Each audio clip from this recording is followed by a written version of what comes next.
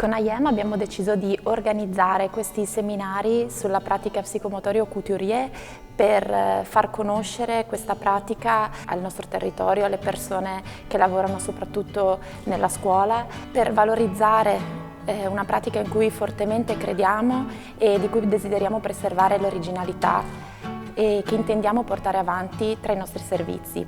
Vogliamo ringraziare il professor Couturier che è arrivato nella nostra città. Per noi è davvero un onore aver ospitato i suoi seminari e aver dato la possibilità a molte persone di ascoltare le sue parole dal vivo.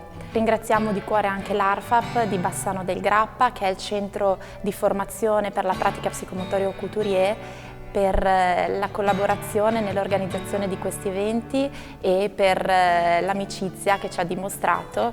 Intendiamo continuare questa collaborazione anche in futuro.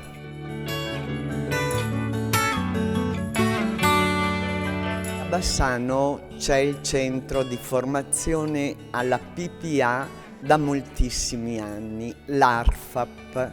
Assieme alla collega Lorella Moratto formiamo persone che poi potranno tradurre e nell'ambito della scuola e nell'ambito privato la pratica. Credo che questo seminario a Vittorio Veneto sia un evento principe che aprirà veramente la via a una continuità formativa.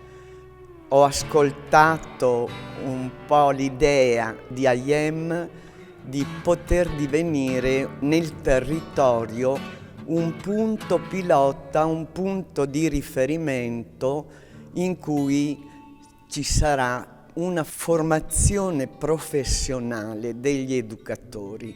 La scuola ne ha bisogno oggi in modo particolare e soprattutto quel tratto di scuola così specifico per la crescita del bambino che va dal nido alla scuola dell'infanzia.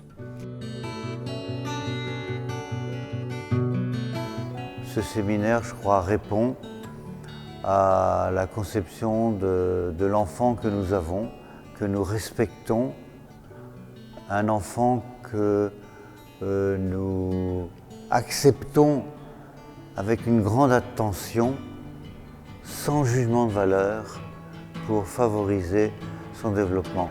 À partir de cela, il faut une formation indispensable à la pratique psychomotrice. Formation théorique, formation pratique avec l'enfant et formation donc personnelle qui est capitale pour que la personne puisse, je dirais, atténuer ses tensions, atténuer ses jugements de valeur et prenne l'enfant comme il est.